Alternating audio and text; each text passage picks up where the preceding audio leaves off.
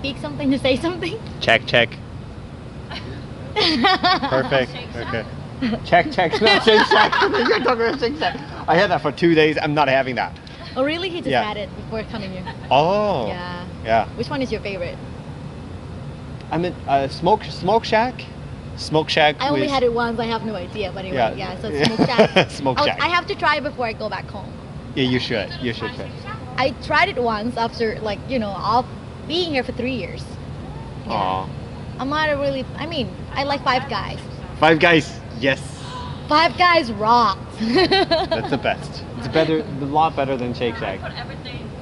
And it's free. Yeah. Did you get the? Did you get to try the peanuts? Roasted peanuts? You have missed something. What? They put that in a burger? No, it's like on the side, usually at the Oh, restaurant, that you okay. can just get for free. Okay. As a snacks for you before Okay. you dive Really? into that. That's what you usually Okay. have for Chinese Okay, food? I'm ready. Yeah. Okay. You should have recorded that. Really? Oh my goodness. Shake Shack. Shake He already Shack talk. recorded that. All right. Okay. Okay. Yeah, All right. yeah. Okay. Should I look at the camera? Or look yeah. at you. Look at, natural. Be natural. Okay. Whatever. All right. So I'll introduce myself first. Yeah, I'll talk to you first. I'll trying to introduce you a little bit. Like I'm Okay. here with Leo, who's All my right, okay. very good friend from TBLT class and things like Yeah. that. Hey everyone, I'm here today at TC, Teachers College, my school, with my very good friend Leo, and we both went to class together called TBLT, Yeah. and I think Leo has a very good characteristic or very interesting thinking. And before we go further, could you please introduce yourself a little bit? Okay. Before I start introducing myself, I would like to say that was not about my introduction. That I didn't expect that coming. So I'm an interesting person, as Dr. Han said. So my name is Li Yang. Well, in Chinese we put it Yang Li Yang. So Yang it's the Li same Yang. backward and forwards. So I came from a small city. It's called Kunming. Probably most of you have heard How do about you say that in Chinese again? Kunming. Kunming. Yeah, it's In a very. Thai we call it Kunming. It's the same. Yeah, Right. no, with the different sound at the beginning Yeah. of the word. But anyway. Okay, yeah. anyway, it's a very beautiful city. Probably recently you have watched a video about a girl talking about the fresh air in America. Well, in my hometown, we do not have much air pollution. So pretty much you can see the blue sky for over 365 days a year. So that's something I have to clarify Okay. in my self-introduction. I'm from there. Interesting. Yeah, that's interesting. So personally, I've been, I look like I'm in my early 20s, but actually I'm in my late 20s. Oh yeah, he looks I, so um, young, as you can see. Yeah, I still have my hair on, so that's what makes me yawn. I know, Black I know, hair. I know many of my there are not that many like male classmates around here, and some of them already bald, so they don't have hair left. I know we have a bald Dan, and I have another Interesting. like a native speaker who is also bald. So anyway. Ah. Before coming to TC, I have been teaching English for about 6 years. So Where? In Kunming. So working with my boss, who is a Columbia graduate. So that was very, very good experience before coming here to Teachers College, because I feel like I know what I really want to get out of the education here. Yeah, I didn't pay for it, but I know I can learn a lot, and I can apply what I have learned here at Teachers College back into school and help the teachers in China. So yeah, about myself, you may think that I was born here, but actually not. I was about to ask that question too. I was born and raised in Kunming, and I have never been to America until like last year. So it's my first Interesting. time leaving here in America. So how did you practice your English? Well, it this was really- It is really good. It is, well, you may say, first of all, I have to clarify something and let you know that it's really hard to define what good English is. So there are so many aspects in speaking good English. If you want to just learn how to order food in the restaurant, you can speak good English pretty easy as long as you know what to order, you know the what you should say, you know how you can interact with people there. So that's good English as well. And if you want to sound like a native speaker, say you watch a lot of movies and you try to imitate, you listen to them, you make audios out of them. So that's what I did. That's one of my hobby. I listen to movies. I have about 100 movies that I listen to. I convert them to MP3 format and then I listen to them afterwards. So it's really interesting way of practicing English. But it's so.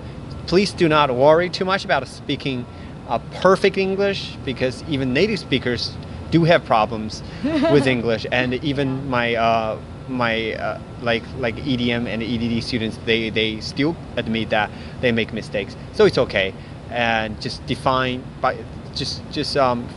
come to a good definition that helps you to define what kind of English you want to speak and what do you mean by good English. Okay, so but never compare yourself to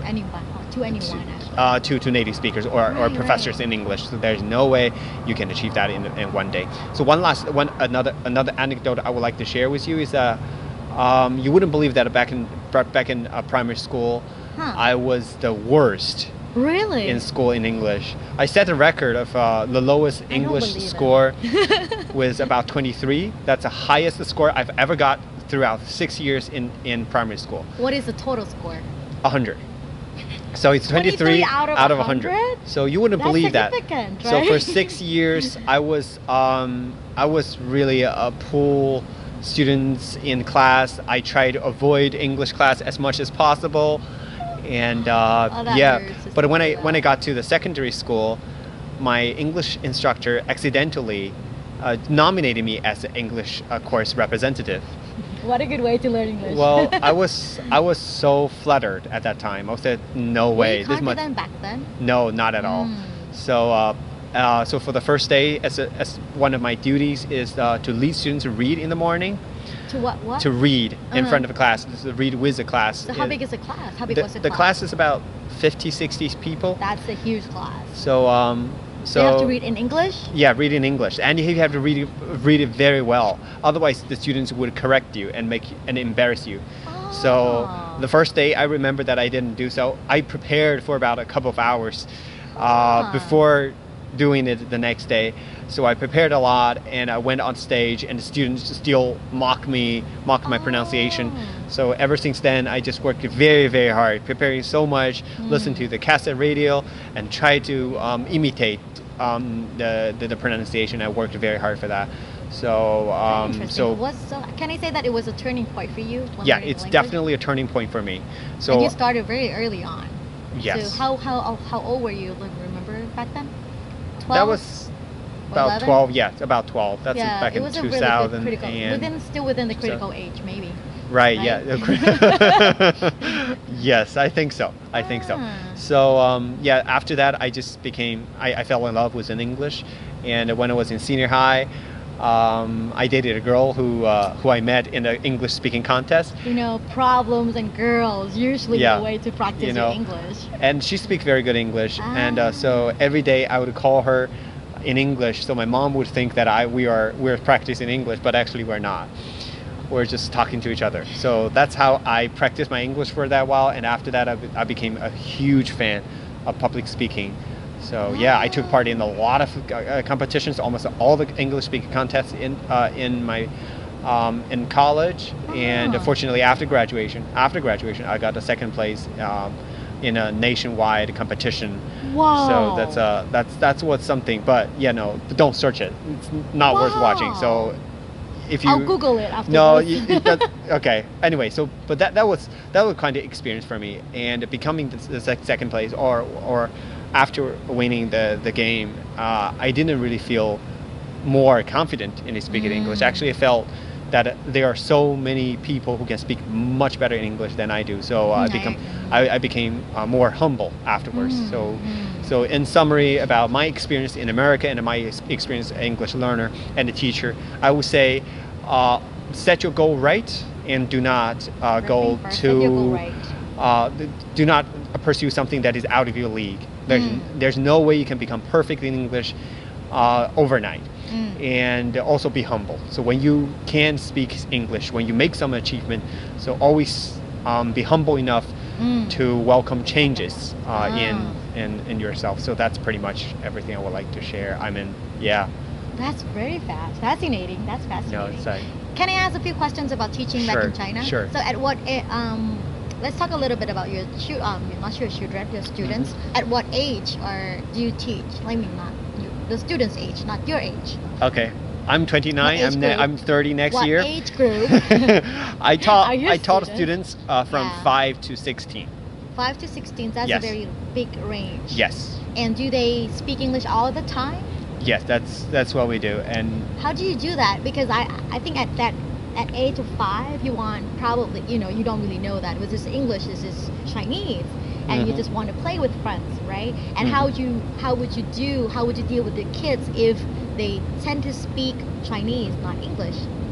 Well, it's actually that has something to do with motivation. And motivation is the same thing as how learning the language is like how you do a business. You have to have the capital to start with. So learning the language without capital or without the preparation or initial boost of confidence, there's no way that the student can continue learning. So what we do is at the very beginning, we taught them some examples. So they simply copy and mimic. After probably like a month, they can fluently introduce themselves in English. After a month, that is impressive. So that is a lot of work there. So in that way, so they can to outsiders they can speak fluent introduction, self-introduction in 1 month. This is a huge boost of their their confidence. So they would like to speak English. They enjoy speaking English because after they do introduction, most people don't understand that, and they don't believe that. So students will feel so much encouraged after what they did before. So it works as initial boost for them to start really enjoy speaking and learning English. But if you start with grammar rules, this definitely will kill a learner's interest at the very beginning. That's what happened to me when I was young, when I was in my primary school. That's what happened.